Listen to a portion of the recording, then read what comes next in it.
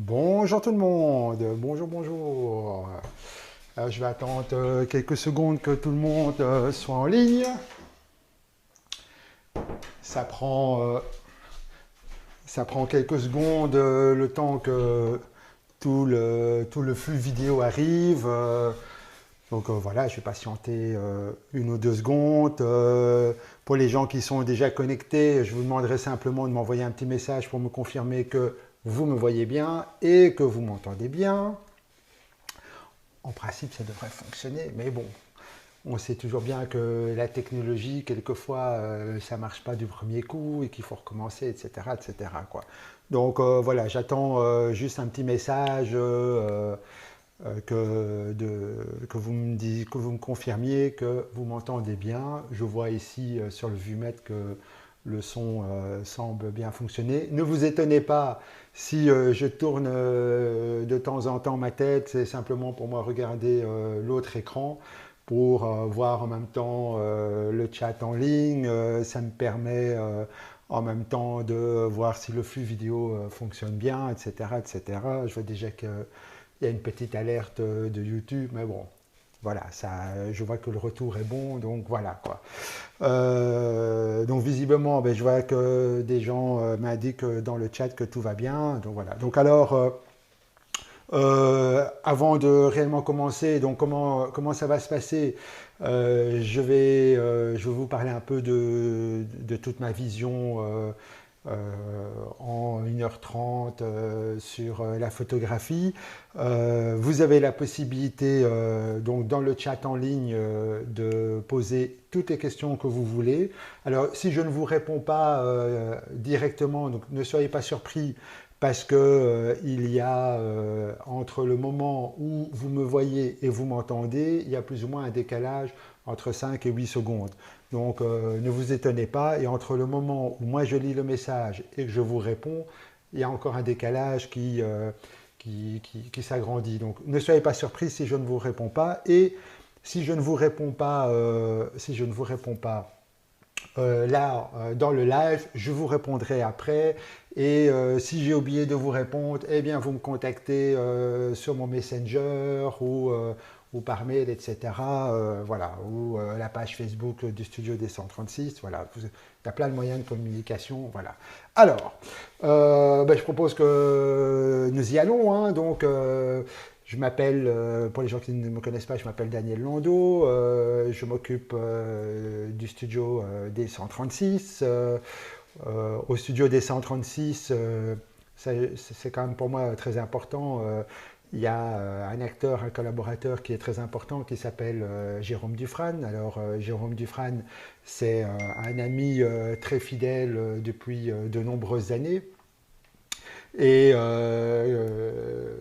qu'est-ce que j'allais dire? Et Jérôme, ben, c'est quand même quelqu'un qui est là pour plein d'idées, mais surtout Jérôme, quand je dis c'est un acteur important au studio 136, c'est Jérôme qui s'occupe de toutes les vidéos, des montages vidéo, etc. Ce que vous devez savoir, c'est que toutes les vidéos que vous avez pu voir, donc je parle hors live, toutes les vidéos que vous avez pu voir ces derniers mois, c'est Jérôme qui s'en est occupé. À savoir que la captation, il fait ça avec son iPhone. Donc, bon, au passage, je le félicite quand même. Et puis voilà, donc c'est un acteur important, c'est quelqu'un qui vient avec beaucoup d'idées, et quand on met ça dans notre marmite et qu'on tourne ensemble, ben voilà, il y a plein de choses qui sortent. Et également, ben, Jérôme est un superbe artiste, peintre abstrait, donc il fait des superbes réalisations. Bref, vous avez tous compris, c'est quelqu'un qui est très important, qui est cher à mes yeux, et donc c'est quelqu'un qui participe fortement dans les coulisses au studio des 136. Il y a aussi une autre personne qui est aussi importante, ben, c'est Thomas Landau. Thomas Landau, c'est mon fils qui aura bientôt 14 ans, qui, quand il a la possibilité, il m'aide beaucoup, et c'est un assistant aussi très fidèle, et puis qui connaît beaucoup, beaucoup, beaucoup de choses pour 14 ans. Et donc, je suis souvent très content de l'avoir à mes côtés pour m'assister. Voilà, comme ça, vous voyez un peu l'équipe du studio D136 et autour de cette équipe, il y a bien évidemment d'autres acteurs externes comme les modèles et donc ça, on en a beaucoup. Ces dernières semaines, on a quand même eu beaucoup et je vais pas toutes les citer parce que j'aurais peur d'en oublier. Je les remercie beaucoup pour tout le travail de collaboration qui a déjà été fait ces derniers mois, qui ont été très intenses et qui nous ont permis de créer aussi pas mal de nouvelles images, pas mal de nouvelles idées, etc. Voilà, comme ça, vous voyez à quoi ça ressemble l'équipe du studio des 136. Alors, pour ma part, puisque c'est un peu le sujet de ce live, c'est la photo vue par Daniel Landau. Ben, pour ma part, bon, je vais un peu vous décevoir, mais je ne suis pas photographe. Alors quand je dis je ne suis pas photographe, moi je ne suis pas photographe professionnel, et ça c'est encore une fois c'est ma vision. J'estime qu'un photographe professionnel est quelqu'un qui a fait des études en photographie. Donc pour mon cas, je n'ai pas fait d'études en photographie, j'ai envie de dire je suis un peu autodidacte. Mais ceci dit, il y a des photographes professionnels qui n'ont pas fait d'études et qui sont quand même d'excellents photographes. Donc je pense que finalement, ben,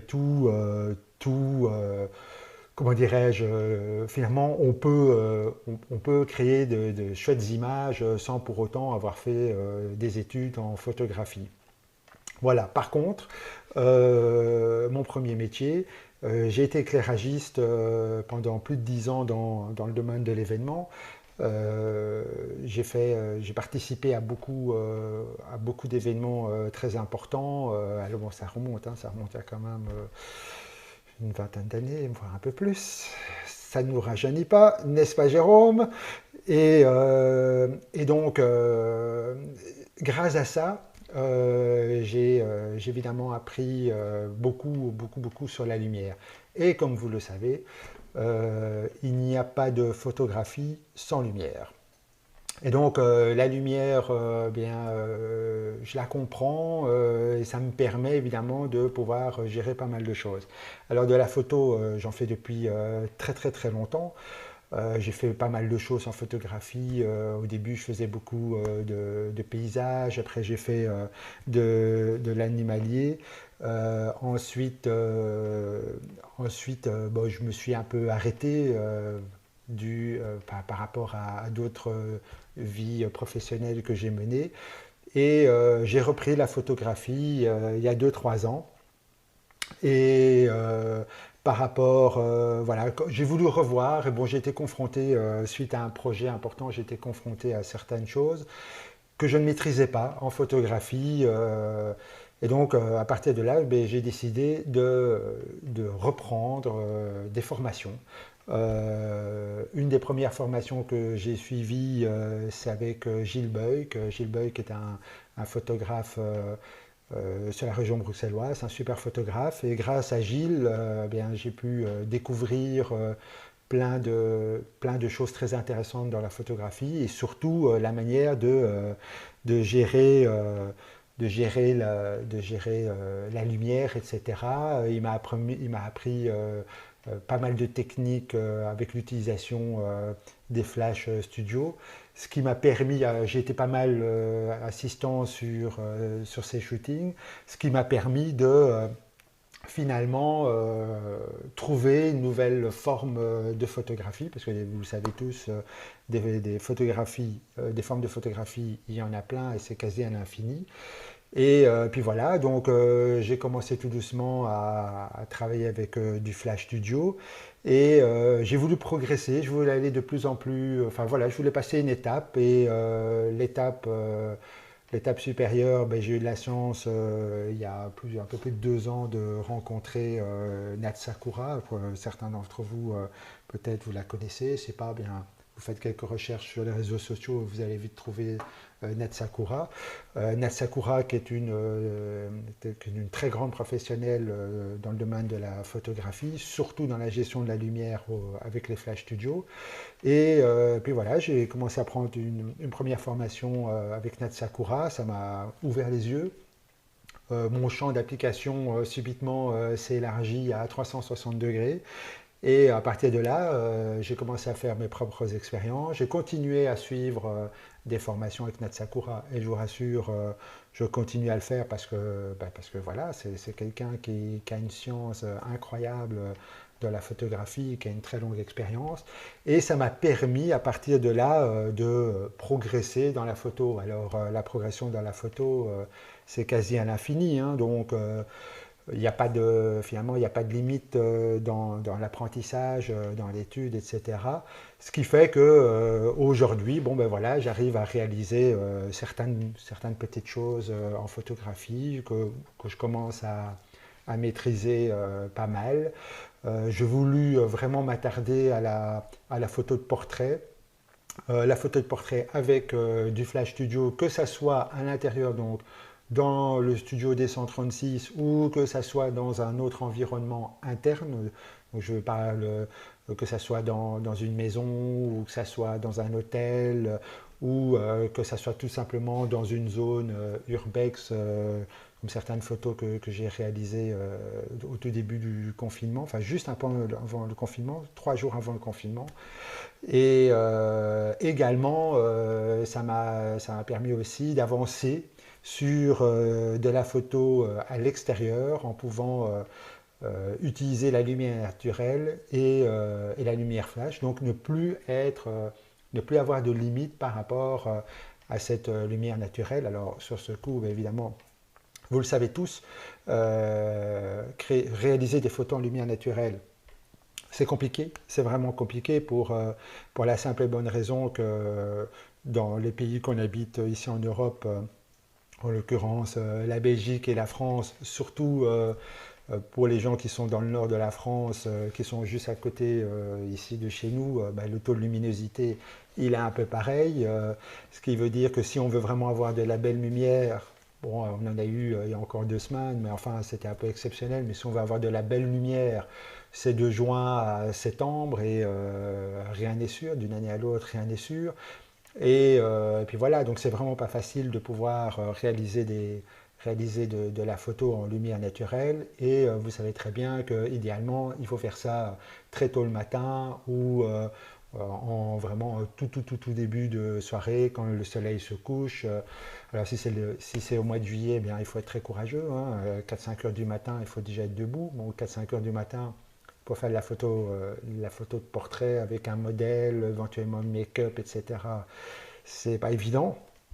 Donc voilà. Et à partir de là, eh bien, justement, moi, ce que j'ai voulu, c'est essayer de maîtriser cette photographie à l'extérieur aussi, avec du Flash Studio, ce qui veut dire que je peux quelque part réaliser de la photo à n'importe quel moment de la journée et surtout à n'importe quelle saison, avec évidemment des règles bien spécifiques dans la gestion de la lumière. Et d'ailleurs, j'en profite pour ceux que ça intéresse. Je propose une formation ce samedi 30 mai, justement en lumière mixte, qui se fera dans la région de Blaton et ça va se faire le long de l'ancien canal. Il y a plein d'anciennes écluses, etc. Et donc le but, justement, en plus il fera bon, normalement, de justement gérer cette lumière naturelle avec de la lumière flash. Donc pour ceux que ça intéresse, vous vous rendez directement sur le site du studio D136, hein, studio-d136.com, et vous verrez, il suffit de cliquer, vous inscrivez, et puis voilà. Il y a déjà des gens qui sont inscrits, donc voilà. Ne traînez pas trop si vous voulez participer. Voilà, donc tout ça pour vous dire que finalement, réaliser de la photo, oui, même quand il pleut, on va faire de la photo à l'extérieur. On a d'ailleurs une anecdote il y a 2 ans avec mon ami Rémi. On était parti au Cap Griné pour faire de la photo le long de la plage et à un moment, il s'est mis, alors il n'a pas douché évidemment parce que il faisait quand même très bon, mais il a commencé à pleuvoir finement et ça a finalement donné des très chouettes photos et donc on a réalisé des très chouettes photos quand il pleuvait. C'était très chouette. Après, on avait de quoi bâcher les flashs, etc. Et on a protégé nos appareils photo. Il faisait super bon, il faisait 25 degrés, donc c'était vraiment très très bien. Voilà. Donc comme quoi, finalement, il n'y a pas vraiment de, il y a pas vraiment de limite. Après, évidemment, si on a un gros orage, ça c'est autre chose, quoi. Donc voilà. Comme ça vous donne une idée de un peu de ma vision sur la photo. Alors, ce que vous devez savoir, c'est que, évidemment, ma façon de voir la photo, c'est quand même quelque chose qui est géré. Donc, comment je réalise mes photos, d'abord, elles sont pensées, elles sont réfléchies. Alors, je m'inspire beaucoup de ce que des tas de photographes dans le monde font. Je suis connecté à au moins une 30 peut-être même plus, groupes de photos sur les réseaux sociaux, entre autres Facebook. Donc tous les jours, je regarde beaucoup, beaucoup d'images. Ça m'inspire. J'essaye de comprendre les techniques de chacun. Les idées, je me dis, tiens, je vois une photo, c'est intéressant. Je me dis, tiens, il y aurait moyen de partir de cette idée, de faire autre chose. En sachant que être créatif, de créer une image toute neuve, c'est quasi de l'ordre de l'impossible parce qu'il y a tellement de choses qui ont été faites dans le monde depuis de nombreuses années que la créativité pure et dure, innover, c'est pas toujours évident, mais il y a moyen de créer ses propres images avec son propre style, etc. Donc je m'inspire beaucoup. Donc je prépare mes images. Ensuite, je repère, donc soit ça se fait en studio, ça se fait à l'extérieur. Alors bon, si c'est en studio, ça dépendra si un décor doit se mettre en place, etc. Et pour le coup, ces derniers mois au studio des 136, avec Jérôme, on a créé pas mal de décors. Donc je vais vous montrer, après, je vais vous montrer plusieurs images sur ce qui a été réalisé. Et donc voilà, c'est réfléchi. Si je lance un projet, bien je demande à Jérôme, pour le coup, un excellent peintre et un excellent dessinateur. Il réalise les plans. Et puis à partir de là, on fait appel à une petite équipe qui vient nous aider pour concevoir le décor, etc. Donc tout ça est quand même pensé. On ne laisse pas trop de place au hasard. On ne laisse pas trop de place au hasard. Et après, tout doucement, un mot de bord se met en place. Donc, avec toute une série d'images qui font partie du thème, voilà, des poses, des couleurs, des tenues, etc. On réunit tout ça. Et après, reste à trouver un modèle, proposer au modèle de participer à ce projet. Et à partir de là, moi je présente le projet au modèle, on se met d'accord sur les tenues, etc. Et on se retrouve lors de ce shooting. Donc ça prend quand même un peu de temps, ça prend pas énormément de temps, ça prend un peu de temps. Si maintenant ce sont des photos qui sont faites à l'extérieur, eh bien par exemple hier, pour le cours de ce samedi 30 mai, je suis allé en repérage, j'ai voulu voir si les spots étaient accessibles très facilement, ce qui est le cas. S'il y avait beaucoup de passages, ce n'est pas le cas. La quantité de spots différents, est-ce qu'ils sont fort éloignés? Et justement, pour le coup, ils sont vraiment très proches l'un de l'autre, c'est vraiment génial. Quel type de matériel faut-il prendre avec soi? Quelles sont les ambiances de lumière naturelle que l'on a avec du soleil, le soleil bouge, qu'est-ce qui se passe? Donc tout ça, évidemment, je le repère. Et à partir de là, eh bien, encore une fois, je soumets ça au modèle et on se met en route. Et après, eh bien voilà, on se retrouve sur place, etc. Enfin, ça vous connaissez un peu. Et ce que vous devez savoir, c'est que toutes mes photos, j'ai envie de dire ces 3 dernières années, toutes mes photos ont été faites au Flash Studio. Et encore une fois, rien n'est fait au hasard. C'est-à-dire que tout est contrôlé. Mais ça veut dire aussi que à l'avance, avant même d'appuyer sur le déclencheur de mon appareil photo, je connais le résultat que je veux avoir. Je ne fais pas une photo comme ça par hasard. Donc ça c'est quand même important. Ensuite, au niveau de la lumière, elle est gérée, elle est mesurée. Et pour le coup, bien, il n'y a qu'un seul unique appareil qui permet de mesurer la lumière. Donc c'est ceci, hein, c'est un posemètre flashmètre. Cet appareil permet justement en lumière naturelle, que vous soyez à l'intérieur ou que vous soyez à l'extérieur, la fonction posemètre permet de mesurer la lumière ambiante et la fonction flashmètre permet de mesurer la lumière qui vient du flash sur le modèle. Et donc c'est mesuré, c'est calibré et donc comme je vous dis à l'avance, voilà, je sais ce que je veux faire, je connais les résultats. Et donc ça c'est vraiment important, ce qui veut dire que finalement lors d'un shooting ça surprend souvent les modèles. Mais j'ai envie de dire, sur un même endroit avec une même tenue, je vais peut-être faire grand maximum 10 photos, 15 photos grand maximum. Je ne vais pas faire 100 photos. Déjà, ça ne sert à rien. 100 photos avec le modèle qui bouge son visage de 3 cm à gauche, à droite, etc. Ce n'est pas très intéressant. Ça fatigue tout le monde. Ça use le matériel, les batteries, aussi bien les batteries des flashs, parce que les flashs sont sur batterie, aussi bien les batteries du boîtier, les piles de flashmètre, etc. Enfin, ça fait vite beaucoup de choses. Donc finalement, ça sert à rien, enfin pour ma part, ça sert à rien sur un même endroit que ce soit en studio ou en spot sur un endroit A, je ne vais pas, avec une même tenue, avec un même make-up, je ne vais pas réaliser 50 photos. 10-15 photos, ça me suffit. C'est bon, on a exploité cet endroit, on change de tenue, on change éventuellement les lumières, on remesure, on sait ce qu'on va faire et hop, on est reparti. Ce qui veut dire que sur un shooting de 2 heures, je peux me retrouver facilement avec 5-6 photos 5-6 styles de photos complètement différents.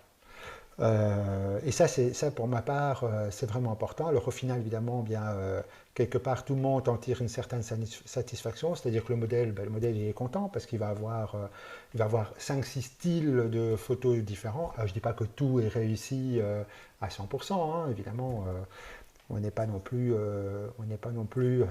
à arriver à faire tout nickel. Quelquefois, le résultat n'est pas top, mais on se retrouve vite avec plein de résultats complètement différents. Et ça, c'est quand même très intéressant.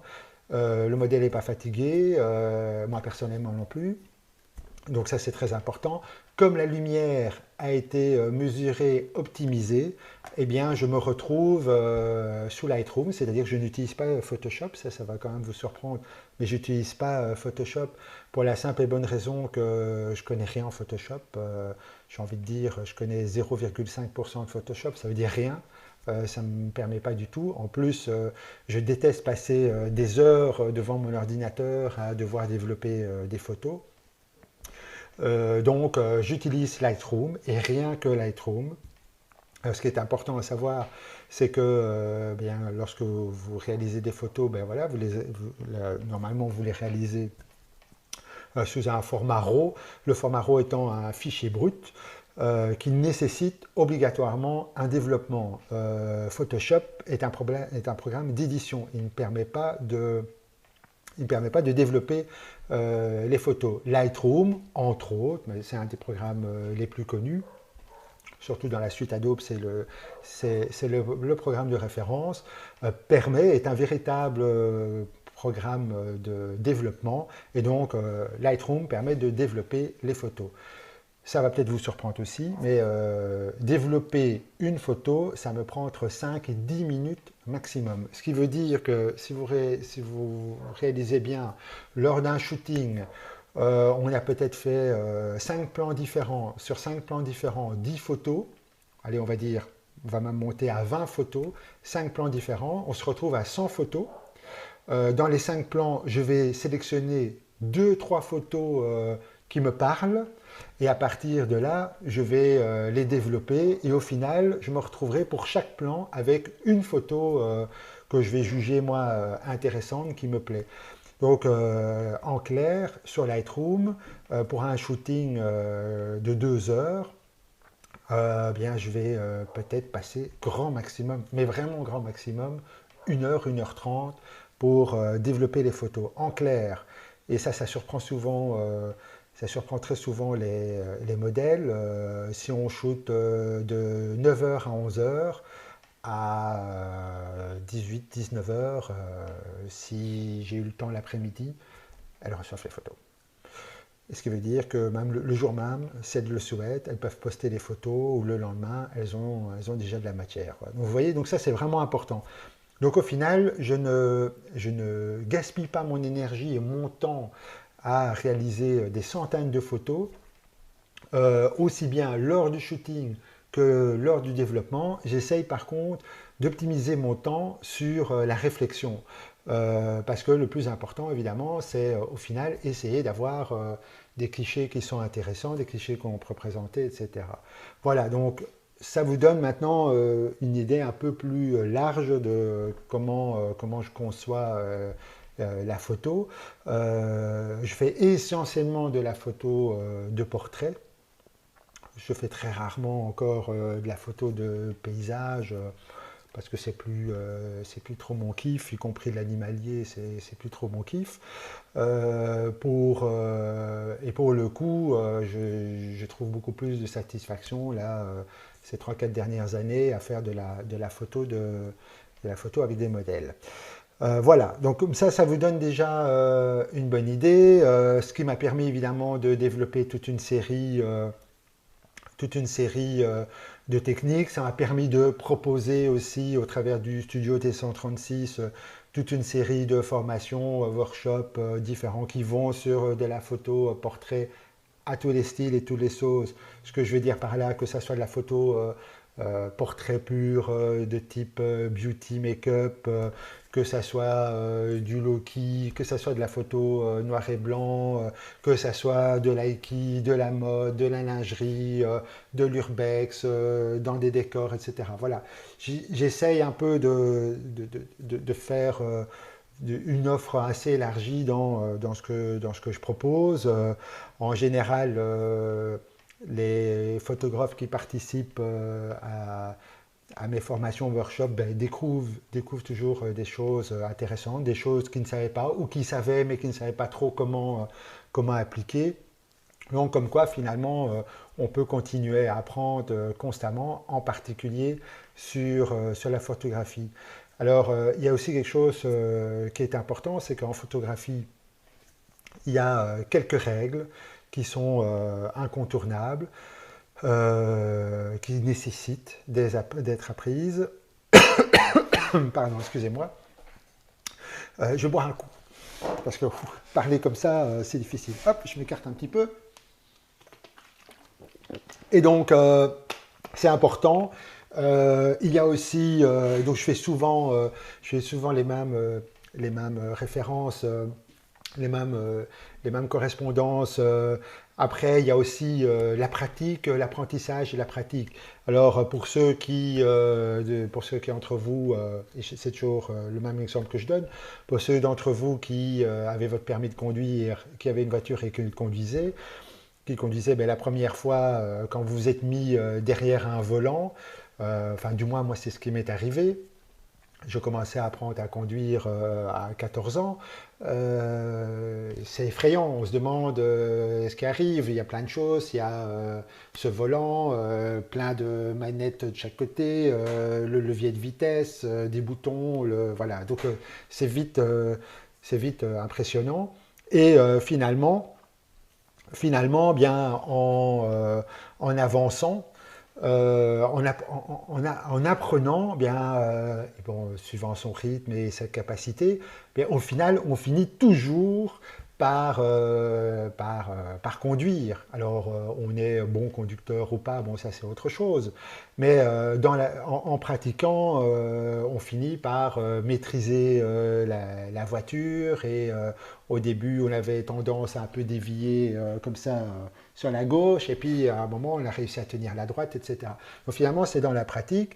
Pour avoir son permis de conduire, eh bien, on a dû apprendre le code de la route parce que sinon c'est pas possible. Donc c'est pareil. Et donc en photographie, eh bien c'est un peu pareil. Il y a toute une série de règles qui seraient un peu le code de la route, des choses élémentaires, des choses à apprendre, maîtriser la lumière, comprendre des choses importantes pour pas rester bloqué et avancer. Et après, bien pour pouvoir réaliser une photo, et je parle, je dis toujours aux gens qui viennent suivre mes formations, n'essayez pas de vouloir faire tout en même temps, tout ce que vous avez appris là aujourd'hui dans ma formation, n'essayez pas de vouloir faire tout en même temps, parce que ce n'est pas possible. Tenez-vous juste à une pratique. Prenez un modèle, mettez-vous d'accord avec le modèle, prenez, si vous en possédez un Flash Studio, et tenez-vous à essayer de faire de la photo juste avec un flash et essayez de maîtriser. Quand vous avez réussi avec ça, vous pouvez évoluer. Et donc là, on est dans la pratique. Donc d'un côté, on a bien les règles essentielles de la photographie qu'il faut apprendre, étudier à son rythme et en même temps, en parallèle, pratiquer. Alors la pratique, oui, elle peut être rapide, comme elle peut être longue, c'est pas important. Par contre, ce qui est vraiment très intéressant dans la photographie, c'est que après, il n'y a plus de limites et on peut faire des tas et des tas de choses.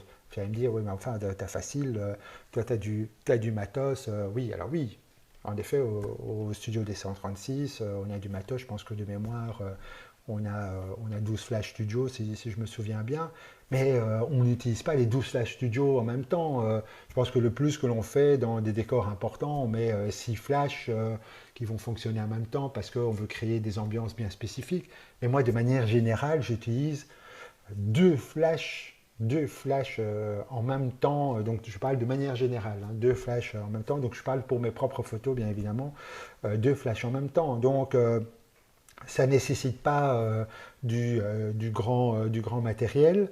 En même temps, vous n'avez pas besoin non plus, si vous voulez tout doucement avancer, vous n'avez pas besoin non plus de vous équiper avec du matériel hyper professionnel. Vous pouvez très bien démarrer avec des petits flash studio à 150 euros le pied, etc. Bref, vous pouvez rapidement, avec un petit budget de 300 euros, et je fais référence par exemple à des flashs Wedimex. Moi, quand j'avais repris la photo il y a 3-4 ans, j'avais investi dans des flashs comme ça. C'était des 150 watts et après, j'ai eu des 300 watts. Donc, vous voyez, et voilà, il y a des photos, il y a des très chouettes photos qui ont été réalisées. Bon, aujourd'hui, pour avancer et pour pouvoir aller dans d'autres styles, au studio des 136, on a investi dans des Godox 600 watts, donc les AD600BM qui sont sur batterie, ça nous permet d'aller à l'extérieur, etc. Donc ça nous permet de faire des tas de choses différentes. Mais encore une fois, c'est pas capital. Vous pouvez très bien, si vous n'en avez pas, vous pouvez très bien vous munir de petits flashs 150 watts. Alors un 150 watts en Wedimex, je pense que de mémoire c'est 130 euros et un 300 watts c'est 150, 160 euros. Donc c'est pas énorme. Vous en avez déjà un, vous travaillez de chez vous, dans votre environnement, avec un flash à un bol beauté. Je peux vous assurer que vous pouvez faire de très très très chouettes photos. Et donc vous pouvez très bien commencer par ça. Donc comme quoi, ça ne nécessite pas du grand matériel. Donc, voilà, donc ça vous donne un peu une idée de la manière dont je conçois mes photos. N'hésitez pas, je regarde tout le jour, hein, le chat en direct pour répondre tout de suite à une question. Oui, en effet, je prends mon temps pour, pour faire du repérage, entre autres. Je ne sais pas pour certains qui ont vu, ça s'était fait avec Aurore Marc, les photos qui avaient été faites en urbex où Aurore a un masque anti-gaz. Eh bien voilà, j'ai été repéré et pour le coup, J'y suis allé 2 fois sur les lieux pour repérer. Alors, repérer pour voir si d'abord c'est facilement accessible, ce qui était le cas. M'assurer qu'il n'y a pas de danger. Et donc, je parle de danger qu'il n'y ait pas des barres de fer qui sortent du sol, des objets coupants, tranchants, qu'il n'y ait pas, qu'il y ait pas le plafond qui risque de nous tomber dessus, qu'il n'y a pas des trous qu'on pourrait tomber. Donc ça, c'est vraiment très important. Et aussi, je m'assure que dans des cas comme ça, que le spot n'est pas envahi de gens, qu'on puisse travailler tranquillement. Donc oui, leur repérage c'est quand même pour moi très important, surtout si l'endroit je ne le connais pas. Après, quand je connais l'endroit, ça pose plus de problème. Voilà, donc n'hésitez pas si vous avez des questions, posez-les là pendant cette séance. Ce que je vous propose, c'est eh bien, c'est de vous montrer différentes petites choses. Je vous propose de démarrer avec une vidéo. C'est une vidéo qui a été tournée l'année dernière. Ça a été fait avec Jérôme, encore une fois. Alors, pour l'histoire, cette vidéo, enfin ce shoot, c'est quelque chose d'un peu, c'est quelque chose qui s'est fait de manière totalement hasardeuse. Et enfin, vous allez voir, je vous montre la vidéo et après on en parle plus en détail. Alors hop, ne vous inquiétez pas, je disparais quelques secondes et voilà la vidéo.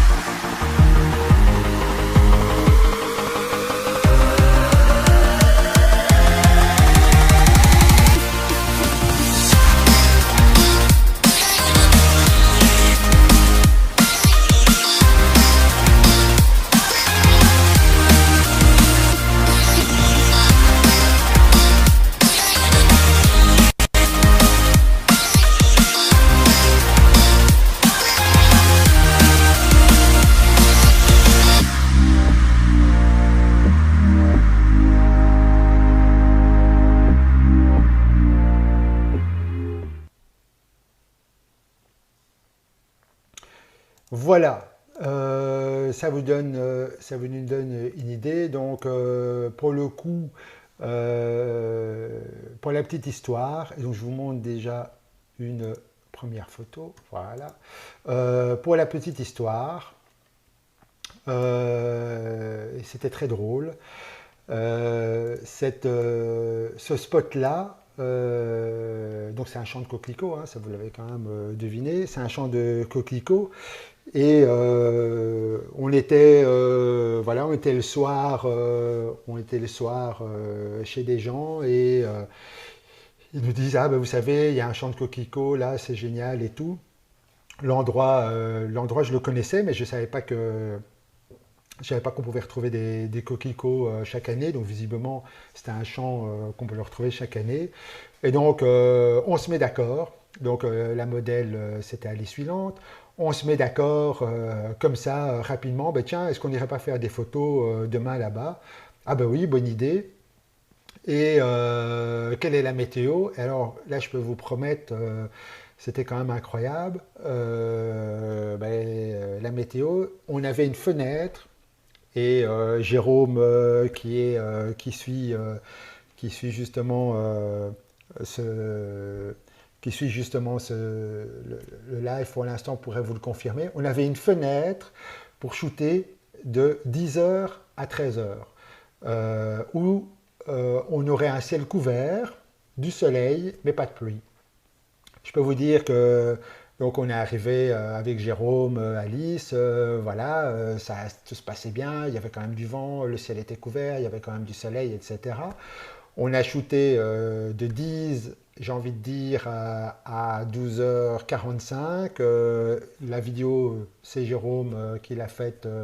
Donc à nouveau, je le remercie pour ce superbe travail. Et Et à un moment, Jérôme nous a dit, écoutez les gars, je pense il serait temps de commencer tout doucement à remballer. Et on a remballé. Et je vous promets, à 13h05, il s'est mis à doucher. Donc comme quoi, on a vraiment eu de la chance. Alors, voilà. Donc ça, c'était pour la petite histoire. Maintenant, je vous montre des photos. Donc, je vais essayer de vous montrer une série de photos avant et après, comme ça vous allez vite vous rendre compte. Donc, l'idée, évidemment, c'était de prendre cette atmosphère. Alors, en arrière-plan, ce que vous voyez, ce sont des industries. Et donc, pour moi, c'était aussi important que d'essayer de capter cette industrie et d'essayer de faire des images un peu qui sortent de l'ordinaire, voilà. Alors, par exemple, cette photo que vous voyez là, elle a été faite avec un seul flash. Alors, bah, je vous montre la photo avant et voici la photo une fois qu'elle a été développée. Si vous regardez bien, il n'y a pas grand-chose qui a changé, à part ben, j'ai très légèrement travaillé le bleu dans le ciel, j'ai un peu accentué la texture des nuages, et voilà. Donc vous voyez, pour le reste, il n'y a pas grand-chose qui a été fait. Je vous montre une autre image. Voilà. Ben là, vous voyez le. Donc ça, c'est la photo avant, hein. Donc la photo originale qui a été prise. Ben, vous voyez que quand même le ciel était quand même très couvert et il commençait à être menaçant. Et voilà, euh, voilà la photo après, au niveau du développement, encore, hein, pareil, j'ai accentué le rouge. C'est quand même sur ce type de photo, c'était quand même très dominant. Et j'ai accentué aussi le vert. Et puis la mâche nuageuse devenait de plus en plus menaçante et intéressante.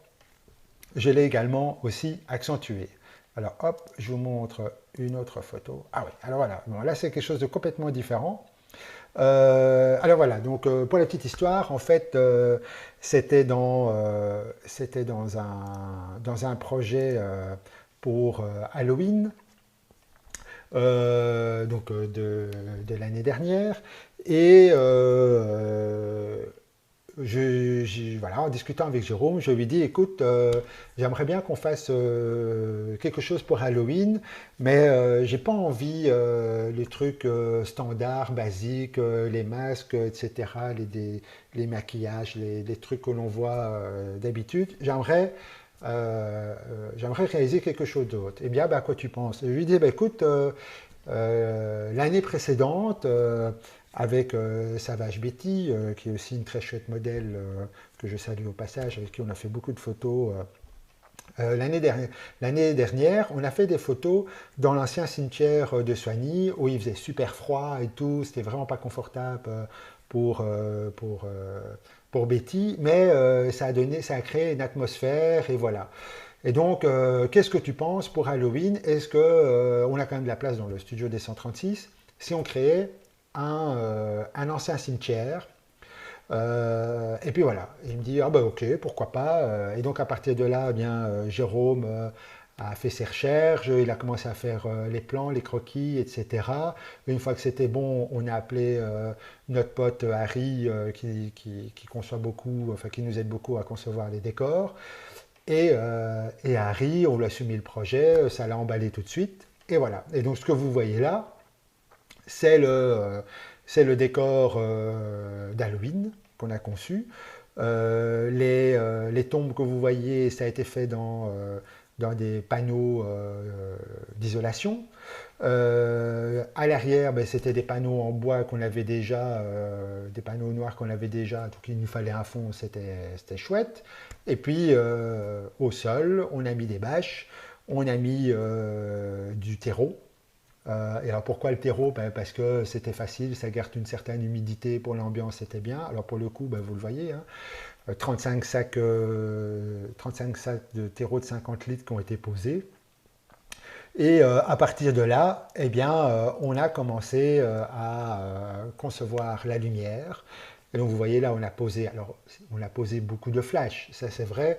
On a mis une base qui est à l'arrière. Et d'ailleurs, vous pouvez les observer. On a ressorti nos Walimex pour créer une base, pour créer une ambiance. Et à partir de là, on a commencé à faire nos premiers essais au niveau de ce décor. Et voilà ce que ça a donné. Alors, encore une fois, il n'y a pas de Photoshop, on n'a pas cherché à modifier quoi que ce soit. C'est ce que vous voyez là. Évidemment, c'est une photo après le développement sur Lightroom, mais il faudrait que je recherche la photo originale. Mais il y a pas, il y a pas, on n'a pas fabriqué, comment dirais-je, on n'a pas édité la photo sur Lightroom, rien de tout ça. Voilà, ça c'est la photo telle qu'elle. Et vous voyez que finalement, dans ce décor, on a pu créer l'ambiance. Alors, c'est un décor qui ne nous a pas coûté très cher en plus, donc ça c'était chouette. Les feuilles que vous voyez, eh bien, on a été les ramasser. C'est des feuilles qu'on a été ramassées. Ce que vous voyez sur la croix, c'est du lierre, ben, c'est du lierre qu'on a été ramassé. Donc vous voyez, finalement, on a pu réaliser des choses quand même assez facilement. Hop, je vous en montre une autre. Voilà, ben ça justement, c'était avec Aurore H. Pour le coup, ben, il y avait une make-up qui a participé sur ce shooting. D'ailleurs, vous pouvez retrouver sur la page du Facebook du Studio des 136, vous pouvez retrouver des lives. Donc, je pense que de mémoire, tout le shooting a été fait, a été mis en live par Jérôme. Et donc, voilà, donc la make-up c'était là et là. Alors ça c'était une des dernières photos. Je vous rassure, ce que vous voyez en rouge sur Aurore, c'est pas du sang, c'est de la peinture, c'est de la peinture. Et voilà, et donc ce genre de photo a été réalisé. Vous voyez donc comme quoi on peut finalement réaliser de chouettes choses. Et je lis en même temps, c'est à partir de là que j'ai été suivi car il y a de chouettes rendus photos et décors. Oui, voilà, donc ça c'est vraiment important. Donc, pour moi et je pense que également pour Jérôme, concevoir les décors, etc., c'est vraiment quelque chose qui nous botte à fond. Alors évidemment maintenant il va commencer à faire bon, donc je vais privilégier les photos à l'extérieur plutôt qu'en studio, mais l'un n'empêche pas l'autre. Voilà, donc vous voyez un peu à quoi ça peut correspondre. Alors hop, qu'est-ce qu'on a? Voilà, hop, quelque chose de complètement différent. Alors l'idée c'était de faire des photos avec une vieille Cox. Comme par hasard, ben, Jérôme a une vieille Cox. Et Jérôme, corrige-moi, mais je pense qu'elle date de 1972 ou 78. Jérôme, merci de confirmer. Qui était dans son garage. Et puis on s'est dit, bah, pourquoi pas. Jérôme m'avait dit, attends, hein, il n'y a plus de moteur, il n'y a plus rien. Voilà quoi. Et donc il va falloir faire avec ce qu'on a. Mais justement, et c'était ça qui était très chouette, on a fait avec ce qu'on avait. Et on l'a fait avec finalement pas grand-chose. Et vous voyez ici, ben là, donc le modèle, c'est Modia. C'était finalement pas, vous voyez, c'est très simple. On a mis un panneau à l'arrière pour avoir quand même un fond noir. Et puis pour le coup, voilà, 1973, merci Jérôme. Et pour le coup, un flash. Et qu'est-ce que ça donne? Ben voilà, vous le voyez, on voit clairement. Alors, la photo qui va suivre, il y a eu d'abord une première série de photos qui ont été faites uniquement avec un flash. Et puis ensuite, j'ai mis au pied de Modia, j'ai mis un autre flash pour créer une ambiance. Et ben voilà, voilà ce que ça donne. Encore une fois, je vous promets, il y a, enfin vous allez me dire, je me répète, mais j'insiste fortement, c'est de la photo pure, simple, où la lumière est maîtrisée, la lumière est mesurée et elle est maîtrisée, et on se retrouve avec finalement sur Lightroom, mais montre en main, ça met 5 minutes. Et pour les gens qui ont suivi cette formation ce jour-là, je pense qu'il s'il y en a qui sont en ligne pour le moment, je pense qu'ils peuvent confirmer 5-10 minutes maximum. Voilà le résultat qu'on peut obtenir. Donc sur ce coup, il y a deux flashs, donc un flash qui éclaire Modia, et à ses pieds, j'ai mis un autre flash avec une gélatine cyan pour créer cette ambiance. Donc vous voyez que finalement, on peut faire des très chouettes trucs. Alors, qu'est-ce qu'on a d'autre? Voilà, hop, ben voilà. Une autre photo dans une autre, c'est une ambiance un peu similaire, aussi photo faite avec Aurore H. Et donc même principe, si je me souviens bien, ça a été fait au bol beauté, donc la lumière principale, la key light, a été faite au bol beauté. Et pareil, j'ai mis au sol, j'ai mis un autre flash avec une gélatine cyan pour avoir ce genre de résultat. Donc vous voyez que on peut finalement réaliser de chouettes photos avec pas grand-chose. Et vous allez me dire, oui, mais attends, bon alors c'était un peu facile. T'avais une vieille Cox, merci Jérôme, t'as le matos et tout. Oui, j'en conviens bien. Mais j'en veux quand même envie de vous dire, pour le coup, vous avez une voiture, vous avez un flash studio, si vous avez la possibilité, vous garez la voiture devant chez vous, si, je dis bien si vous en avez la possibilité, vous tirez une allonge électrique, si tout ça est évidemment réalisable, et puis voilà, et vous pourriez très bien réussir une photo de ce type, pas à l'identique, mais dans une voiture, suivant la voiture que vous avez, vous pourriez très bien créer une ambiance. Donc vous voyez, c'est tout à fait possible. Pour le coup, je donne aussi des micro-formations pour une école à Mons, pour la Biche. Donc la Biche, il y a c'est la section de l'école Saint-Luc. Et ils sont venus assister à une formation, donc ils étaient quand même 25, si je me souviens bien, ils étaient 25. C'était les sixièmes. Je peux vous dire que dans cette Cox, ils se sont éclatés comme des fous furieux à réaliser des photos. C'est parti en live total. Ils ont fait des trucs de fous, vraiment de fous, de fous, de fous, des très très très très chouettes photos où ils ont créé des ambiances dans tous les sens et qu'au final, ça a donné de très belles réalisations. Donc, avec un minimum d'esprit ouvert, avec un minimum d'inspiration, on peut vraiment créer des très chouettes photos.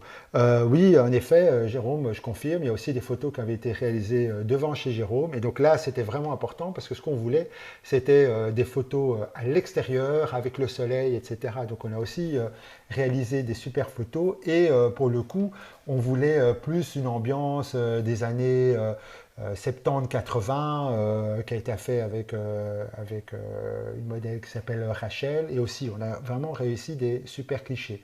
Bon, alors vous allez me dire, oui, mais attends, t'as facile avec tes Godox sur batterie. Oui, mais je vais dire, la voiture était garée devant chez Jérôme.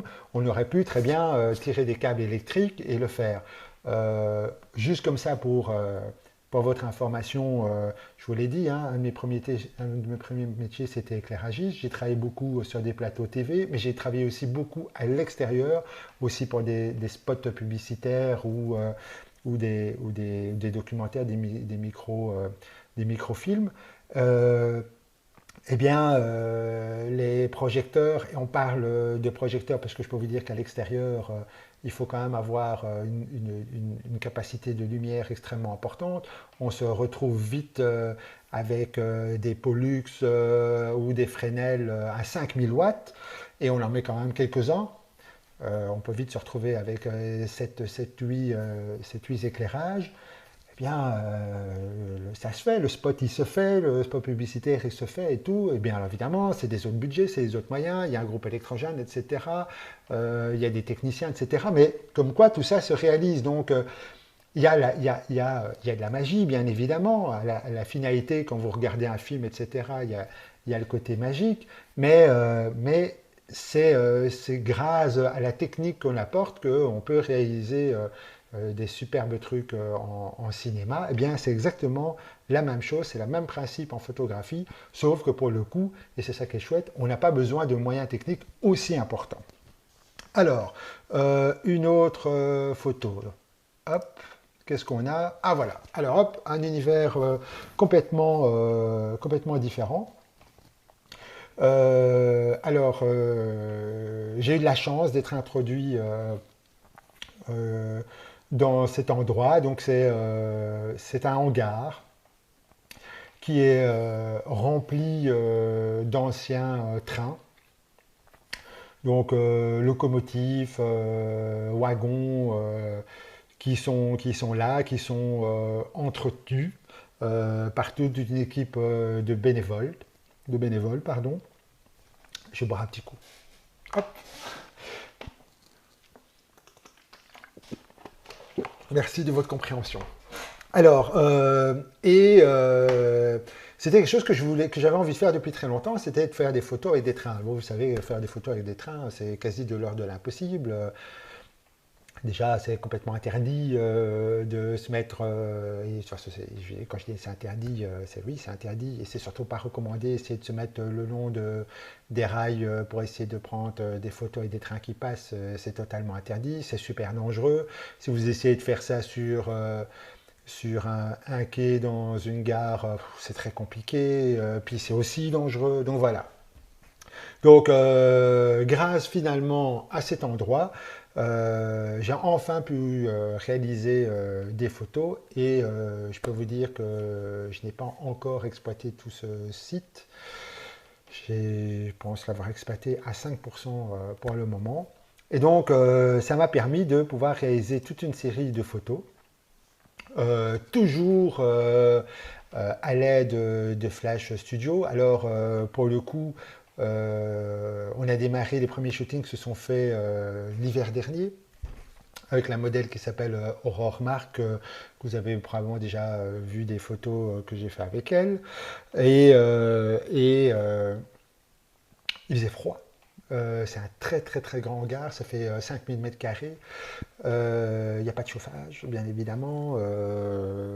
Il y a une verrière qui amène de la lumière naturelle, mais bon, comme il faisait froid, il faisait couvert, il faisait très sombre. Je peux vous dire que quand je vous dis qu'il faisait très froid, le métal, on sentait le métal des machines, on sentait le froid qui sortait de ces machines. Donc c'était pas le kiff extraordinaire pour réaliser des photos là-bas, mais ça nous a permis avec Aurore Mark de réaliser des premières séries. Je pense qu'on en a fait deux ou trois, des premières séries de clichés. On a fait des super trucs. Et ça m'a donné, par la suite, ça m'a donné l'envie de proposer un workshop. Donc il y a un premier workshop qui a été fait avec la modèle que vous voyez ici qui s'appelle Kera Lavelle, une anglaise. À ce sujet, il y avait un autre workshop qui devait aussi se faire dans cet endroit-là juste avant le confinement. Et je suis désolé, mais malheureusement, pour le moment, donc ce workshop n'a pas pu avoir lieu. Et malheureusement, il est reporté, mais il est reporté à une date totalement inconnue pour le moment, pour la simple et bonne raison on ne sait pas encore si les lieux vont pouvoir ouvrir. Et en plus de ça, ils doivent faire toute une série de travaux sur la toiture. Donc on ne sait pas. Donc c'est en attente. Je suis en relation avec les responsables. Donc j'espère que dans une bonne dizaine de jours, avoir des informations plus précises pour savoir si on pourra quand même réaliser ce workshop ou pas cette année. Si pas, ne soyez pas inquiets, on le fera l'année prochaine. Bon, alors le temps passe, donc il faut que j'avance un petit peu. Et voilà une première photo qui a été réalisée. Et donc j'avais vraiment envie de réaliser un peu une photo de type Bonnie and Clyde, mais en version moderne. Alors pour le coup, c'est génial parce que Kera Lavelle, une super modèle, mais en plus une excellente actrice. Et quand je dis actrice, ça lui est arrivé de jouer dans des séries, etc. Et donc, alors le flingue que vous voyez, je vous rassure, c'est pas un vrai, c'est une réplique d'arme de type airsoft. Ça tire des petites billes de 6 mm de diamètre, et pour le coup, il n'y avait rien dedans. Donc, soyez rassurés, il y avait rien de dangereux. Et c'était très bien parce qu'en fait, les gens qui suivaient ce workshop ne savaient pas du tout. Kera n'était pas du tout non plus au courant qu'on allait faire ce genre de photos, sauf qu'à un moment, je lui ai soufflé dans l'oreille, j'ai dit tiens, ça te tente de faire un peu une photo type Bonnie and Clyde.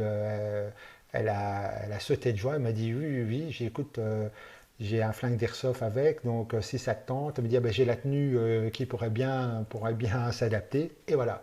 Et voilà ce que ça a donné comme photo. Encore une fois, et donc ici, deux flashs ont été utilisés. Un flash évidemment pour éclairer Kera, et un autre flash parce que je voulais quand même la machine que vous voyez derrière, cette locomotive est énorme. Je peux vous dire qu'elle est vraiment énorme parce que quand vous êtes à côté, c'est là que vous rendez compte vraiment que c'est imposant. Ça pèse plusieurs dizaines de tonnes. On ne peut pas dire centaines de tonnes, mais je ne vais pas trop avancer sur le poids exact. Et, donc j'ai mis un deuxième flash parce que je voulais absolument qu'on voit quand même le prolongement de cette locomotive ancienne, etc. J'aimais bien tout cet aspect ancien, tout rouillé et tout. Et encore une fois, il n'y a quasi rien qui a été fait sur Lightroom. Photo prise au grand angle. Hop, une autre, vous voyez l'atmosphère, voilà. Donc encore une fois, pas grand-chose qui ont été faites en développement sur cette photo. Alors, hop, une autre, voilà. Alors une autre locomotive. Et si vous regardez bien l'image, on voit un petit bonhomme, eh bien, c'est Thomas, mon assistant, et pour le coup, c'était chouette parce qu'il était là, et heureusement qu'il était là parce que c'est quand même un endroit très très grand, et donc pour transporter le matériel d'un endroit à l'autre, c'est bien quand donc on est en formation d'avoir un assistant, et pour le coup, Thomas est un excellent assistant. Et, euh, et donc, ça faisait un moment, donc j'avais déjà été plusieurs fois dans cet endroit, et ça faisait un moment que je voulais faire une photo avec cette locomotive. Sauf que elle n'était pas disponible, il y avait toute une série d'objets, ils étaient occupés à travailler tout autour, etc. Et pour le coup, voilà qu'elle était disponible. Et j'avais envie de réaliser une photo de type cinéma, plus de type cinéma, avoir quelque chose qui est quand même, qui sort un peu de l'ordinaire, etc. Et voilà la photo qui a été réalisée. Donc encore une fois, évidemment, Kera ne s'attendait pas du tout à ce que ça allait donner. Donc j'ai demandé à Kera de prendre justement une tenue qui pourrait donner un peu cette allure de cinéma. On a posé les lumières, photo qui a été faite au grand angle, et à partir de là, j'ai fait une ou deux photos, je veux dire, plus pour s'assurer que, pour calibrer toute la lumière, mesurer et tout. J'ai montré à Kera, et elle a trouvé ça extraordinaire, et voilà, donc il y a 7-8 photos qui ont été réalisées, et donc voilà une de ces photos qui a été réalisée ce jour-là. Alors en matériel, il y a en effet un flash, sur Kera, qui éclaire Kera, et de chaque côté euh, des flashs, donc deux autres flashs, donc au total trois flashs. Et donc sur les côtés gauche-droite, on se retrouve avec des gélatines cyan pour justement donner cette ambiance. Et on avait embarqué notre machine à fumer, et donc on a mis de la fumée. Bon, encore une fois, c'était la première fois qu'on tentait cette expérience. Ouf, ça a fonctionné, la fumée est quand même restée. Et au niveau du développement, il n'y a pas eu grand-chose à faire, une fois de plus. J'ai accentué un peu le rouge, parce que je voulais qu'il ressorte un tout petit peu. Et puis voilà, voilà ce qu'on a eu, comme réalisation. Donc vous voyez que, encore une fois, il est possible de réaliser des très chouettes photos avec finalement pas grand-chose. Ah, vous allez me dire, attends une minute, tu avais le spot. Oui, bien évidemment. Le spot, voilà, faut accéder au spot. Mais je pourrais vous montrer des photos faites dans d'autres endroits en urbex, etc. Il ne faut pas spécialement grand-chose. Et oui, il y avait le matériel. Voilà. Bon, après, c'est encore une fois une volonté de chacun et c'est chacun à son rythme et chacun évolue comme il le sent et comme il a envie. Et donc voilà. Alors, je vais vous montrer une autre série de photos. Voilà. Alors, donc quelque chose de complètement différent. Ici, l'idée, donc c'était une idée qui venait de Aurore, et Aurore avait envie de faire un style un mélange de ninja, donc un style japonais, mélange entre ninja et geisha. Elle avait les tenues, etc. Donc un peu une version moderne.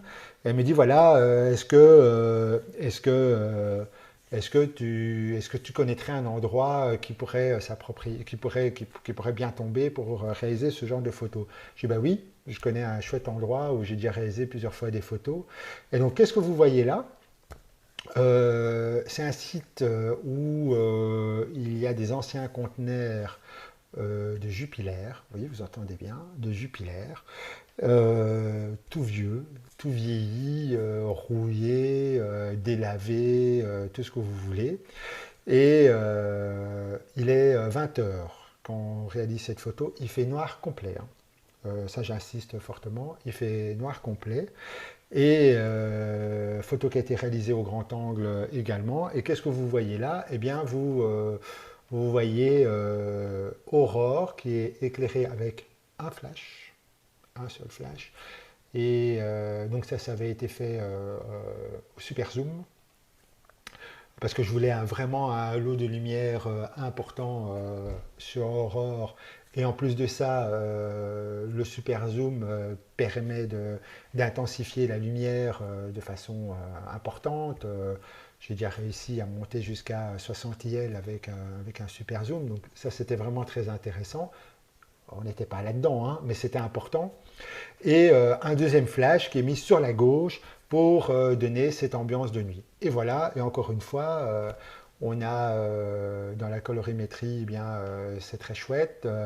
Si vous regardez bien en bas à droite, on voit même encore des marquages jaunes qui font un petit rappel avec l'éventail que porte Aurore. Voilà, donc vous voyez que finalement, on peut, avec pas grand-chose, vous allez me dire, oui, mais tu avais du matériel flash. Oui, bien sûr, mais avec pas grand-chose, on peut réaliser quelque chose de très chouette. Alors, quel type de grand angle? Donc, cette photo a été faite avec un boîtier 6D, donc un 6D de chez Canon, objectif 17-40 de chez Canon.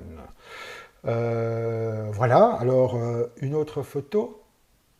Hop, si ça veut bien. Ah ouais, il faudrait que je me mette là. Alors, hop. Que dit la technique? Ah, la technique, elle dit qu'elle ne veut pas. Pourtant, j'avais fait mes essais tout à l'heure et ça fonctionnait bien. Alors, on va essayer de le relancer. Sinon, on passera en manuel. Que se passe-t-il? Ouais, tout est bon. Allez, hop, on se relance. Si ça ne veut pas, c'est pas grave. On va le mettre en automatique. Voilà. Normalement, ça devrait fonctionner.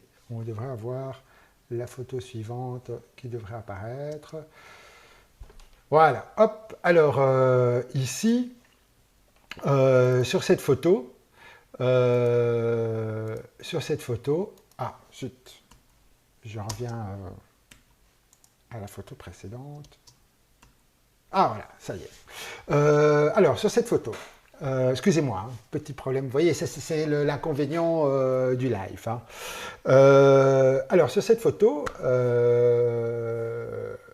l'idée, c'était, donc c'était aussi lors d'un workshop, et l'idée, c'était de réaliser une photo qui donnait l'impression qu'on était le soir, la nuit, sauf qu'on était en pleine journée. Ça s'est fait l'été dernier. Il était 15 heures. Il était 15 heures, 14-15 heures quand on a réalisé cette photo. Un seul flash. Un seul flash. Ouverture F16. Pour les gens qui ont suivi cette formation, derrière la modèle, il y avait un groupe d'une quinzaine de personnes. Donc on est dans un parc, c'est dans les jardins du Mailleur de Mons. On est dans un parc et il y avait un groupe de touristes avec un guide qui se sont arrêtés parce que derrière, donc il y a un bâtiment, hein, et derrière il y avait une plaque commémorative d'un artiste, je ne sais plus trop qui c'était, et donc le guide expliquait, etc. Ça a duré un certain temps. Au début, j'ai demandé au groupe si ça ne les dérangeait pas de se pousser un tout petit peu, mais bon, vous savez comment sont les gens, donc ils se sont poussés, mais en fait, ils ne se sont pas vraiment poussés. Et donc, finalement, on a continué, parce qu'ils sont quand même restés 30-40 minutes, donc on a quand même continué, et donc, on a dû s'adapter, et vous voyez, la magie de la photographie fait que finalement, les gens ne les voient pas. Il n'y a pas eu de Photoshop où on a effacé les gens, hein. Non, rien de tout ça. La seule chose, eh bien, j'ai adapté la lumière et donc sous Lightroom, j'ai simplement un peu intensifié les noirs pour que ce groupe disparaisse. Et voilà, voilà ce qu'on a. Donc, on a cette photo, un seul flash, où on donne l'impression que c'est la nuit. Alors, hop, une autre photo. Ah, vous voyez, la technique, ça marche, chouette. Une autre photo. Pour la petite histoire, l'année dernière, à Mons, on a ce qu'on appelle le boulevard principal, qui serait le périph' qui tourne autour du centre de Mons. Et il y a des passages. Il y a des passages souterrains pour les piétons et les vélos. Et il y en a 5-6 de mémoire. Et ils sont tous différents. Je veux dire par là, au niveau de leur structure, les murs, etc., la décoration. Et il y en a beaucoup, vous pouvez imaginer, il y en a beaucoup qui sont remplis de tags. Et donc j'ai passé mon temps l'année dernière à faire le tour de cet endroit, de ces endroits, toujours avec un modèle, pour réaliser des clichés. Et donc ce que j'avais vraiment envie, c'était de mettre en évidence tous ces graffitis, des beaux graffitis, des belles couleurs, tout en donnant toujours l'impression que que ces clichés étaient pris la nuit. Alors ici, c'est dans un autre endroit. C'est aussi dans un tunnel près du Bricot de Glun. Alors, c'est un long tunnel en béton, aussi destiné aux piétons et aux vélos. Pour les gens qui ont, donc c'était aussi durant une formation, alors pour les gens qui ont suivi cette formation, ils pourraient vous le confirmer. Quand on se présente à l'entrée de ce tunnel, on voit la fin du tunnel donc en journée avec la lumière naturelle, mais une fois que vous rentrez dedans, il fait noir. Il fait vraiment noir, il n'y a pas vraiment de lumière pour éclairer dans le tunnel. Et donc l'idée, c'était justement de démontrer que c'était assez facile de réaliser une chouette photo. Et donc voilà, on a évidemment utilisé la structure du tunnel qui est concave, ce qui permet d'avoir une réflexion au niveau de la lumière. Et sur ce coup, pareil, un seul flash qui a été fait, je pense de mémoire, à F11. Et voilà le rendu qu'on a. Alors, hop, une autre photo, voilà. Une autre photo, ça c'est au bout de ce tunnel. C'est au bout de ce tunnel, il y a un graffiti, donc on est à l'extérieur. Ça s'est fait l'année dernière. Je vais boire un petit coup, excusez-moi, parce que c'est difficile.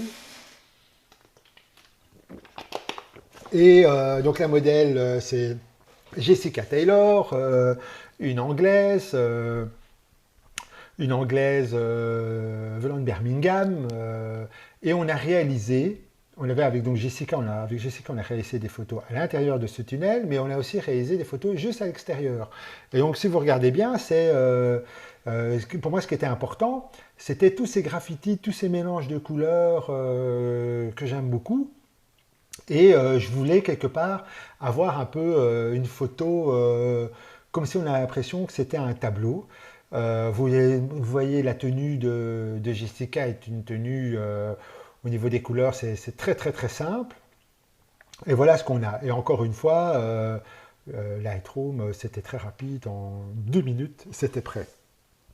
Alors, hop, une autre photo. Voilà. Alors ça s'est fait avec mon ami photographe Rami. Je pense que c'était il y a 2 ans. Et l'idée, donc ça s'est fait près des Grands Prés, à Mons. Et l'idée, c'était de faire du coucher de soleil, le fameux Golden Hour, avec ce modèle. Et moi, je voulais réaliser 2 choses en particulier. C'était, dans un premier temps, faire du portrait et avoir du bokeh. Et donc, comme vous voyez, c'est très facile. Avec, avec un flash studio, donc un seul flash qu'on a utilisé, et voilà le résultat que l'on a.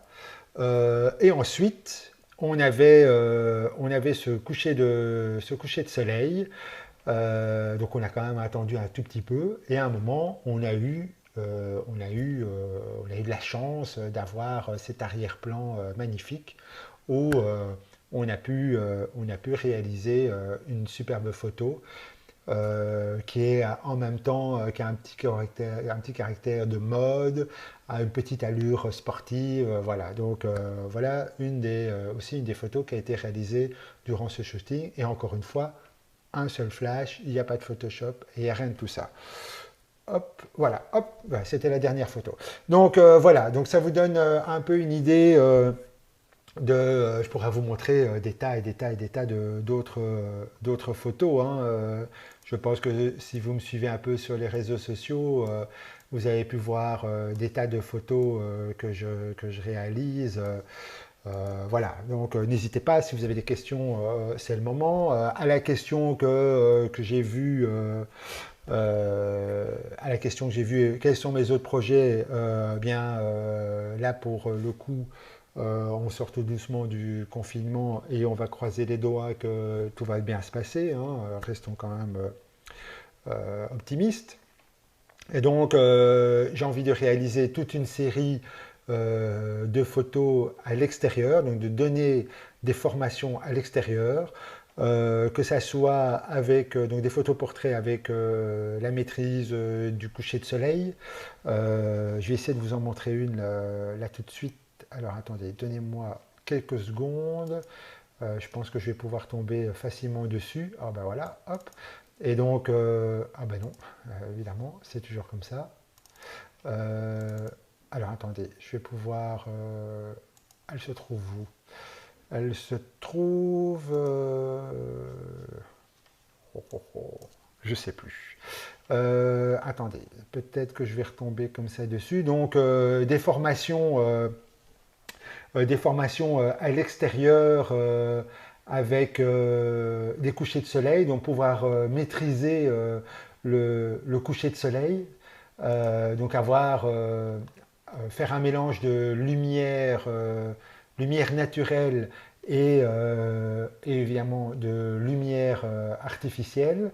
Maîtriser ça, que ce soit du coucher de soleil, que ce soit du bokeh, donc des images quand même relativement faciles, simples, très simple à réaliser, euh, qui ne demandent pas qui demandent pas beaucoup de moyens finalement.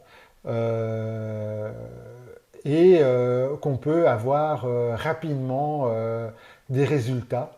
Voilà, donc ça c'est un de mes projets. Il y a déjà une préparation qui a été faite à ce niveau-là. Quoi d'autre? Eh bien, les photos, enfin, la formation qui va être proposée ce samedi 30 mai. Donc, durant tout le confinement, tous les jours, j'ai eu l'occasion de faire des balades en vélo. Et ça m'a permis de découvrir des tas d'endroits très intéressants où j'ai pu découvrir des spots vraiment incroyables. Et j'ai envie justement de vous proposer toute une série de photos qui ont été faites dans ces environnements-là, enfin, de vous proposer toute une série de formations qui ont été faites dans cet environnement-là. Je ne retrouve pas les photos, je voulais vous montrer quelque chose et je ne retrouve pas. Et, ah, mais attendez, ça y est, je me souviens. Et donc, l'idée, c'est justement de pouvoir maîtriser la lumière naturelle et la lumière artificielle.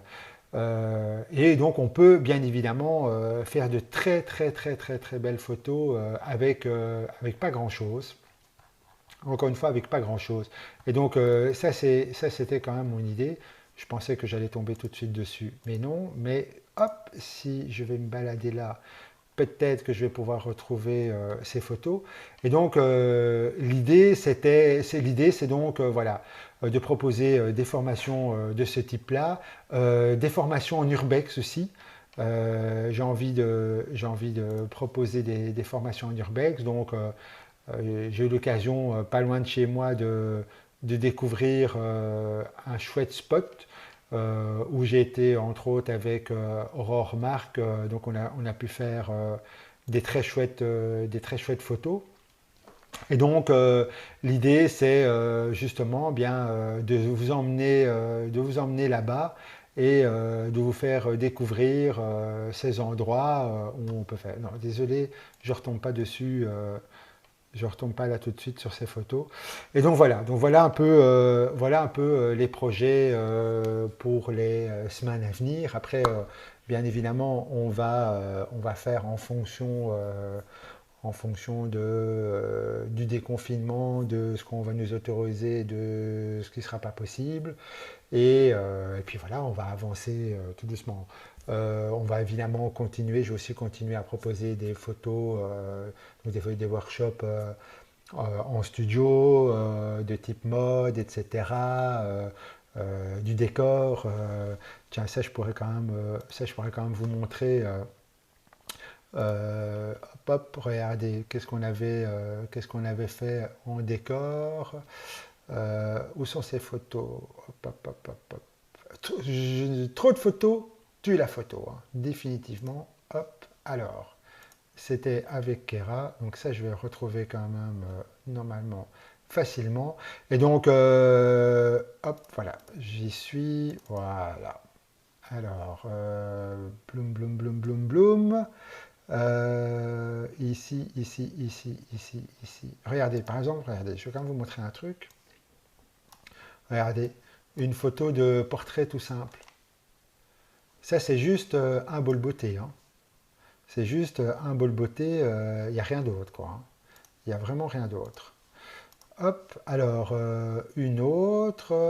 Alors, voilà, voilà, voilà, voilà. Regardez. Donc ça a été fait dans notre décor. Euh, et voilà. Hop, je vous montre ça. Regardez. Et ben, l'idée de ce décor, on a recréé une chambre des années 10, des années 20, avec, avec un peu de décor. Et donc je remercie au passage le magasin qui nous a prêté tous les objets. Donc ce sont les antiquités gossées qui nous ont prêté ce lit, la valise. Voilà, il y a eu quelques objets qui ont été prêtés et merci à eux, sinon on n'aurait pas pu réussir à réaliser ce type de photo. Regardez, hop, je vais vous donner une autre photo. Voilà, hop, voilà. Et donc, qu'est-ce qu'on a fait? Ben, on a recréé une chambre des années 20, des années 20-30. C'est l'époque où les gens n'ont pas grand-chose. Les gens sont quand même, c'est une époque juste après la Première Guerre mondiale, pardon. Et puis voilà, les gens ont beaucoup de mal, beaucoup de gens sont quand même pauvres. Et l'idée, c'était de recréer une chambre dans un grenier, une chambre de bonne. Et finalement, bien, qu'est-ce qu'on avait à notre disposition? Bien, on avait à notre disposition tous nos panneaux noirs, le parquet qu'on avait déjà utilisé sur des tas d'autres photos, eh bien, on l'a mis en place et on a intégré un châssis que vous voyez sur cette photo, qui vient aussi des antiquités gossées. Le coffre sur lequel Kera est assise, c'est un vieux coffre que j'ai trouvé dans le grenier de ma mère, qui servait à une troupe de comédiens, à une troupe de théâtre, qui est tout en bois, et puis la petite commode qui est à l'arrière, et voilà. Et sur le coup, ici, il y a trois flashs, si vous regardez bien, en fait, il y a trois flashs. Il y a un flash qui éclaire Kera. Il y en a un dans le fond qui éclaire la petite commode avec la statuette. Et si vous regardez bien, à droite, au sol, il y a un autre flash pour simuler l'impression qu'on a une porte qui est ouverte. Et ça, ce sont des photos qui ont été réalisées soit au 85 mm, soit au grand angle. Je vais regarder pour vous en montrer une autre. Voilà, hop, allez, une dernière. Hop, hop, hop. Voilà. Zoup. Voilà. Donc ça, c'est une photo qui a été réalisée au grand angle. Et pareil, alors l'idée, pour moi, c'était important, c'est qu'on voit cette ampoule qui est au-dessus de la tête de Kera, qu'on donne l'impression que Kera est éclairé par cette ampoule. Alors pas du tout, en fait c'est un flash qui vient de la fenêtre, qui éclaire Kera. Et on a un flash général qui est au-dessus d'elle pour l'ambiance. Et puis pareil, à droite, on a encore un flash qui est au sol pour donner cette impression qu'il y a une porte qui est ouverte et donc de la lumière venant d'un corridor et qui entre très légèrement comme ça dans la pièce. Donc, vous voyez que finalement, il ne faut pas grand-chose. Et donc ce type de photo, ça je l'ai déjà expliqué, hein, ce type de photo, finalement, vous pourriez très bien le réaliser. Vous avez ça chez vous. Bah pour le coup, une pièce sombre, bon, il suffit de mesurer pour avoir un noir studio et c'est pas capital. Une pièce sombre, ce sont des photos qui ont été faites avec une ouverture de 5-6. Hein. Et un endroit sombre, et puis une fenêtre, et puis voilà, vous êtes parti, fenêtre ou pas fenêtre, hein, et vous êtes parti et vous pouvez réaliser finalement facilement des photos avec pas grand-chose. Donc vous voyez quand même que ça ne nécessite pas de grands moyens pour pouvoir faire des choses intéressantes. Je vais regarder ici si je ne pourrais pas vous montrer autre chose. Donc vous voyez quand même qu'il y a moyen, de faire des très chouettes photos avec pas grand-chose. Ah oui, tiens, ça je vais quand même vous la montrer. Hop, allez, zoup. Regardez. Alors ça, si ça c'est pas drôle, je ne sais pas comment on doit penser ça, mais regardez. Hop, hop. Allez, je vais disparaître 2 secondes. Hop, hop, hop, hop, hop. Regardez, sur cette photo, c'est vraiment très simple. Cette photo est vraiment très simple. C'est ce fameux coffre. Le fameux coffre que vous avez vu sur les photos précédentes. ce fameux coffre en bois où j'ai mis un flash dedans. J'ai mis un flash sans modéleur. Autour de l'ampoule, j'ai mis une gélatine jaune. J'ai posé le flash dans le coffre et j'ai mis du papier bulle. J'ai mis du papier bulle au-dessus. J'ai mis du papier bulle au-dessus. Et puis, c'est ça qui était quand même drôle. Et qu'est-ce qu'on a fait? On a mis la machine à fumer dans le coffre, on a refermé le coffre, on a appuyé sur le déclencheur de la machine à fumer, on a rempli le coffre de fumigène. On a retiré la machine à fumer, on a fermé le coffre. Ah, évidemment, la lumière était mesurée, etc. Et puis, l'idée, c'était tout simplement, ici, Natalia, la modèle, elle a ouvert le coffre et la fumée s'est échappée de manière tout à fait naturelle. Et voilà, photo réalisée. Photo réalisée au 85 mm. Derrière elle, il y avait un panneau noir. Et au sol, on avait mis un peu de parquet. Et voilà. Donc vous voyez que finalement, avec pas grand-chose, on peut réaliser des photos. Allez, une autre, mais vraiment la dernière. Allez, Zoup, avec aussi Natalia. Allez, Zoup. Regardez. Photo avec cette ambiance très simple. Là, il y a deux flashs. Il y a deux flashs. Et il y a un bol beauté qui c'était aussi lors aussi d'une formation. Il y a un bol beauté pour éclairer Natalia, qui est au-dessus d'elle, qui est vraiment au-dessus d'elle. Et à l'arrière, c'est un fond. C'est un fond qui est posé et qui est éclairé avec un snoot qui vient vraiment lécher le fond. Et on a mis un peu de fumée. Et voilà. Alors, non, c'est pas.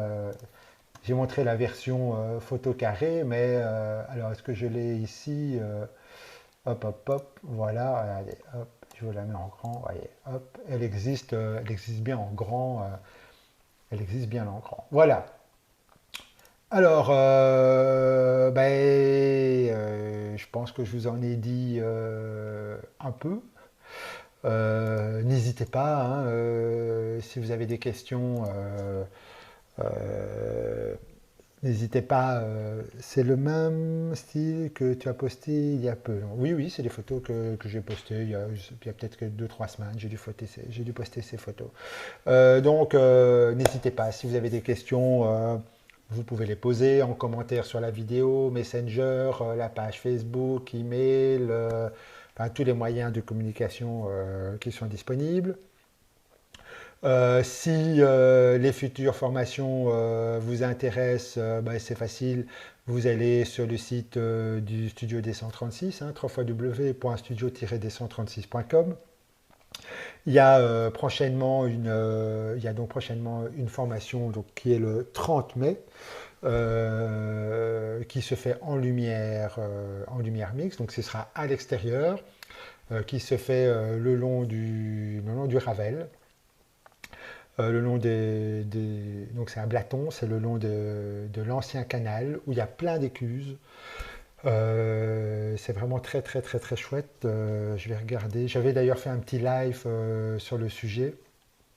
Je vais regarder si je peux vous montrer juste une photo, hein. J'insiste. Voilà. Ouais. Pardon. Je vais vous montrer une seule photo de ce que. Alors laquelle? Ah, le choix est difficile. Pour vous montrer un petit peu, mais pas trop. Allez, je vous montre celle-là. Regardez. Hop. Voilà. Regardez. Si ça, c'est pas un bel endroit. Vous voyez. Regardez. Et donc, Donc là, je me suis mis sur le bord d'une écluse et voilà les photos qu'on pourrait réaliser. Ça, cette photo, je l'ai fait avec mon iPhone, hein. Donc, c'était pour repérer les lieux. Et donc, vous voyez, il y a quand même moyen de réaliser, il y aura moyen de réaliser des très chouettes photos. Allez, je vous en montre une dernière pour vraiment, vraiment vous donner l'envie. Allez, zoom. Photo d'une écluse. Hop, hop. Voilà. Et regardez, c'est pas beau ça? Franchement. Le genre de photos qu'on peut réaliser, franchement, on peut quand même faire de très très très très chouettes. On va pouvoir faire de très très chouettes photos. Voilà, donc si ça vous intéresse, donc c'est une formation qui se donne le 30 mai. Alors sur le site du Studio des 136, il n'y a rien d'autre pour l'instant. Pourquoi? Parce que c'est la reprise. Personnellement, je préfère être prudent. Donc je propose cette première formation, on va voir comment ça va se passer. On va quand même attendre ce que le gouvernement belge va nous autoriser à faire et à ne pas faire. Et en fonction de ça, d'autres formations arriveront petit à petit. Voilà, allez, je vous remercie à tous, vous avez quand même été pas mal, hein, une bonne vingtaine à suivre ce live. Je vous remercie de m'avoir regardé, écouté. J'espère que je ne vous ai pas trop cassé les pieds, j'espère que ça vous a intéressé. Si vous avez des questions, bien n'hésitez pas. Je vous le redis, hein, posez-les et je me ferai un plaisir de vous répondre. S'il y a des choses des choses que vous avez envie de savoir et qu'on n'ose pas toujours demander, etc., faites-le. Moi, je ne suis pas quelqu'un qui retient les informations. Au contraire, je préfère les partager et que vous veniez à mes formations, mes workshops ou pas, c'est pas grave. La finalité de ces workshops, c'est simplement pour découvrir les techniques, comment les réaliser, c'est pour partager des moments, etc. Voilà. Allez, je vous souhaite à tous et à toutes une excellente soirée. Profitez bien. Si vous n'avez pas encore repris le travail, ben, profitez bien des quelques jours que vous avez encore chez vous. Et surtout, n'hésitez pas quand même à faire de la photo. Et puis, à bientôt.